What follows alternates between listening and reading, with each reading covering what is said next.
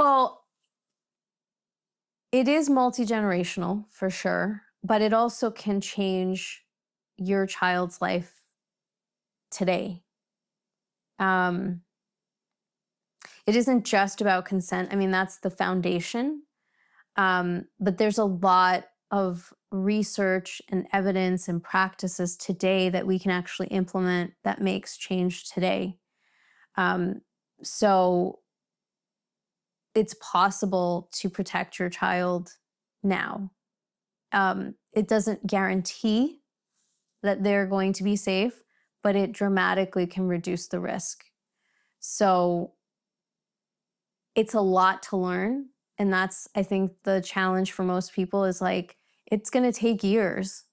So you can't just teach it all tomorrow to your child and think that they're going to be safe. And it's not just about teaching your child, it's actually about having these conversations with other people in your child's life, like with your family, with the teachers that your child is spending hours every day with. It's about being willing to have these conversations and raising awareness about this issue.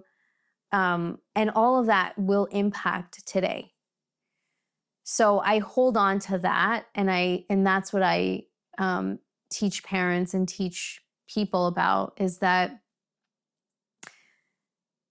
it's a courageous act to talk about this because people still don't want to, but the more we talk about it, the more we normalize it.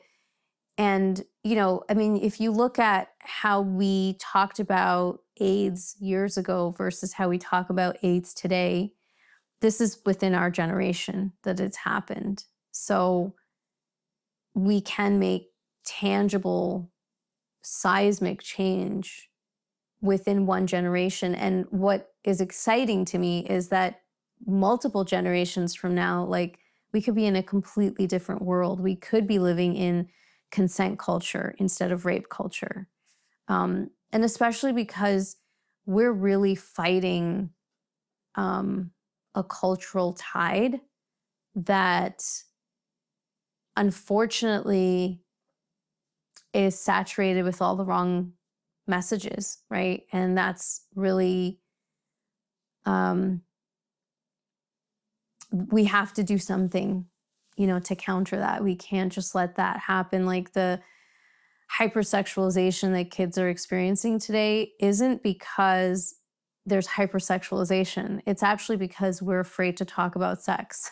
It's actually because we're afraid to have conversations that are hard. And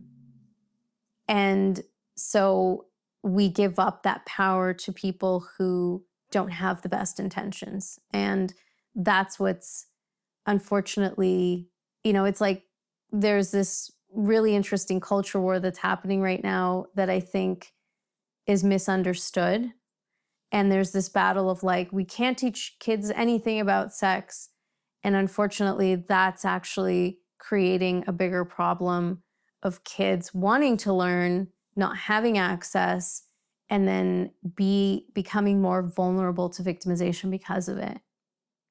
So there's this really weird, like, conundrum that we're kind of in, um, and it comes from this lack of courage to have these hard conversations, right? And so if we can have those conversations and we can start normalizing talking about sexual abuse, right? Like, we can change today and generations to come.